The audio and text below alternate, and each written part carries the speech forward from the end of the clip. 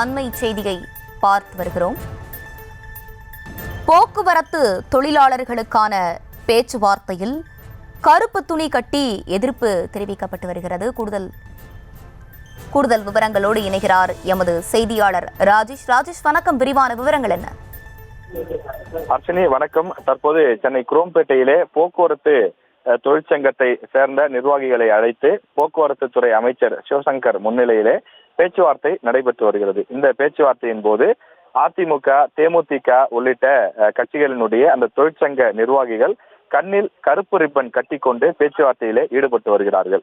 இது குறித்து அவர்களிடம் நாம் கேட்டபோது, நாங்கள் வைத்த கோரிக்கையை அரசு ஏற்கவில்லை, போக்குவரத்து தொழிற்சங்கத்திலே பணியாற்றக்கூடிய அந்த ஊழியர்களுக்கு வழங்க வேண்டிய சலுகைகள் எதுவும் முழுமையாக கிடைக்கவில்லை, எங்களுடைய ஊதிய ஒப்பந்த பேச்சுவார்த்தையும் மிக மிக தாமதமாக நடத்தப்படுகிறது, எங்களுக்கு வழங்க வேண்டிய அந்த முக்கியமான விஷயங்கள் எல்லாம் வழங்கப்படாமல் இருக்கின்றது, அதே போல ஓய்வு பெற்றவர்கள், அந்த ஓய்வு பெற்றவர்களுக்கு வழங்க வேண்டிய பணப்பலன்கள் எல்லாம் இன்னும் வழங்கப்படாமல் இருக்கிறது, போக்குவரத்து துறையில் பல காலி இடங்கள் இருக்கிறது, கிட்டத்தட்ட 24,000 காலி பணியிடங்கள் இருப்பதாக அவர்கள் குறிப்பிடுகிறார்கள்.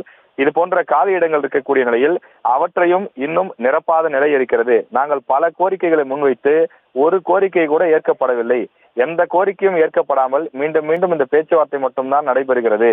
எனவே இந்த பேச்சுவார்த்தையில் எங்களுக்கு ஒரு முழுமையான திருப்தி இல்லை, எனவே அதனை நாங்கள் கலந்து கொள்ளவும் வேண்டும், எங்களுடைய எதிர்ப்பையும் பதிவு செய்ய வேண்டும் என்ற அடிப்படையிலே நாங்கள் கலந்து கொண்டு அதே நேரத்தில் எங்களது கண்களை கருப்பு ரிப்பனால் கட்டிக்கொண்டு எங்கள் எதிர்ப்பை பதிவு செய்கிறோம் என்று குறிப்பிடுகிறார்கள்.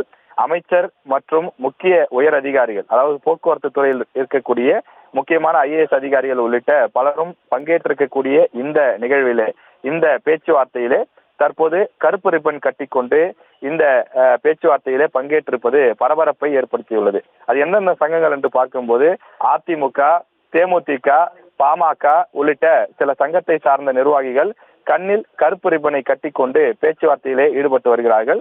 அதே நேரத்தில் திமுகவுடைய கூட்டணி கட்சியில் இருக்கக்கூடிய CITU, கம்யூனிஸ்ட் உள்ளிட்ட அந்த கூட்டணி கட்சியை சார்ந்தவர்களுடைய நிர்வாகிகள் கருப்பு ரிப்பன் எல்லாம் கட்டவில்லை.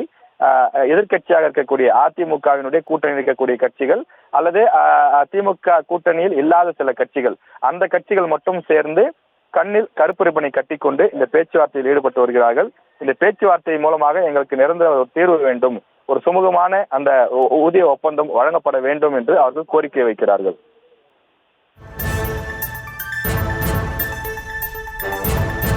விவரங்களுக்கு நன்றி ராஜேஷ்.